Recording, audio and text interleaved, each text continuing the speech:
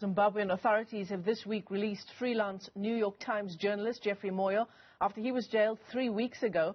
Moyo was arrested on charges that he improperly facilitated the entry of 2 other reporters into the country.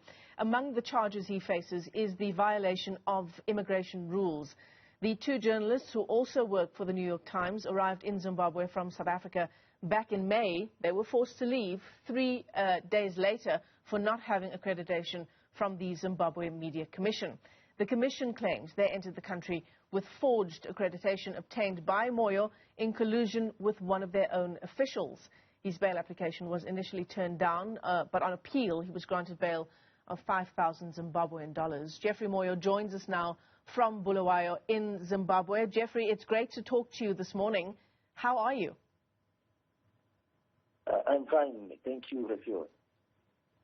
You're speaking to Michelle, Jeffrey. I want to talk to you about... Oh. Yeah, I want to talk to you... Thank you, Michelle. How are you? I'm well, thank you. I want to talk to you about the charges that you still currently face, actually. You've been released now from prison on bail, but you're still facing charges of violating immigration rules. What happens now? Michelle, I cannot talk about the case now because it is sub judice. What I can only tell you is that I am now free on bail and I'll be going back to court on the 24th of June. Mm-hmm. And of course, I've gone through some very tough situation in prison. You know, the prison conditions in Zimbabwe are very bad, and I witnessed the conditions. I've experienced the rot in prison. My prison experience was really horrible. That's all I can tell you. I cannot go into the details of the court case because it is sub judice. I might fall into trouble again. Yeah. No, I understand that, and I'm going to continue to ask you questions, and you'll just alert us to what you can or can't comment on. So when bail was initially denied, Jeffrey, prosecutors then argued that you presented a threat to national security. But even then, you had all of the necessary paperwork to prove that what you had done with helping the accreditation of these 2 journalists was above board. Yes, but everything was above law. But Michelle, if we still dwell on this issue again, it's still at the court, and that they will have something against me. Okay. Yeah. Next time they go to court, they might arrest me. I'm comfortable to talk about my prison experience, how I was arrested, and stuff like that. If I talk about this issue, the authorities here are very strict and very hostile. They will pound on me. Yeah. So tell us about the conditions that you were under in prison for 3 weeks, Jeffrey. Tell us about your experience. I can tell you, Michelle, since 26th May, at exactly 9:31 a.m., I lost my freedom. The uniformed police from the Criminal Investigation Department, the terrorism unit, they call it the terrorism unit at the police. They pounced on me at home. They picked me at home, and that was the day I lost my freedom, from 26th May up to the time I was released yesterday. They picked me, and they claimed that they wanted to interview me in connection with what they claimed was fake accreditation that was given to my colleagues from the New York Times, who I work with. And then they took me to Harare Central Police Station, where I was detained overnight and sleeping on the concrete floor without any blankets, without my shoes, and they took away my jacket, all my warm clothing. I don't know why they were doing that to me. And then the following day, instead of going to Harare Magistrate Court in the capital in Harare, they decided to take me to Bulawayo, claiming that this whole issue of ending the so-called fake accreditation card was done in Bulawayo at the airport. And they wanted us to go to the Magistrate Court in Bulawayo. And then in Bulawayo, I was detained again overnight on the 27th of May at the Bulawayo Central Police Station, where again the conditions are horrible. I slept in a police cell with 18 people, 18 people were crowded in there. There was not even space enough for 1 to 10. And I had no blanket, sleeping directly on the concrete floor. And even as I tried to ask for permission to speak to my lawyer to explain the conditions in the cell, I was not given that permission until the following morning. I was taken to court where the issue was handled, and the bail issue was raised by my lawyers, and it was the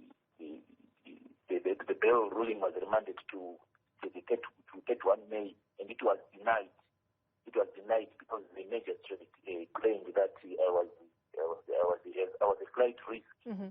and then I was claiming that I was also I also posed some what they call some national security risk. So with all those reasons, I went through some serious difficulties, serious challenges, until I was then sent back again to the remand to the Blaue prison, which used to be called Grey prison, where I stayed until I was finally granted bail recently, living under very tough conditions. Yeah. Eating plain porridge with no sugar, no oil, nothing. Eating starch out with beans, we call it pap. Starch out with beans and dried vegetables, without cooking oil. It was really difficult, but I want to thank my wife who was always drove all the way from Harare to come and see me here in Blawa at the prison. So she was to visit me daily until I was released on bail. Yeah. It must have been as difficult an experience as it was, as harrowing an experience as it was for you, Jeffrey. Equally so, the stress of what's unfolded over the past few weeks for your family and for your wife. Sorry, I'm not getting what's said. The impact of your experience on your family, Jeffrey. How is your wife coping? Yeah. Michelle, I can safely tell you my family went through some horrible experience. My wife had difficulty seeing me. She actually never saw me directly, even as she visited the prison. Mm. She was denied access because the prison authorities were claiming that they were observing COVID rules. They were not allowing any visitors to visit the prison inmates. So my wife were communicating through pieces of letters, through and through, and until so I only saw it recently when I was released on bail. For all these days, I never saw my wife. I never saw my son, even if they tried to visit me at the prison. It was really a difficult experience. I can also tell you that at one time, one of the prison staff, medical officers, when we were being tested for COVID, she slapped me, and it was just nasty. It was difficult for me. It was a difficult experience, Michelle. Yeah, yeah. Jeffrey, we're going to leave it there for now. We are battling with our connection to you as well. Thank you for speaking to us this morning. Jeffrey Moyo, New York Times journalist, arrested in Zimbabwe, just released just yesterday. He was in police custody from the 26th of May up until the 16th of June, describing what has been a harrowing experience for him. He's unable to talk to us about the merits of the case itself, just given the treatment of journalists in Zimbabwe. But the Committee to Protect Journalists also making a good point, saying that authorities, insofar as the charges he faces, should help facilitate and not hinder the accreditation for foreign media. Jeffrey Moyo still facing charges of violating immigration rules by committing fraud to facilitate the entry of reporters. That's a developing story on the continent that we continue to track for you.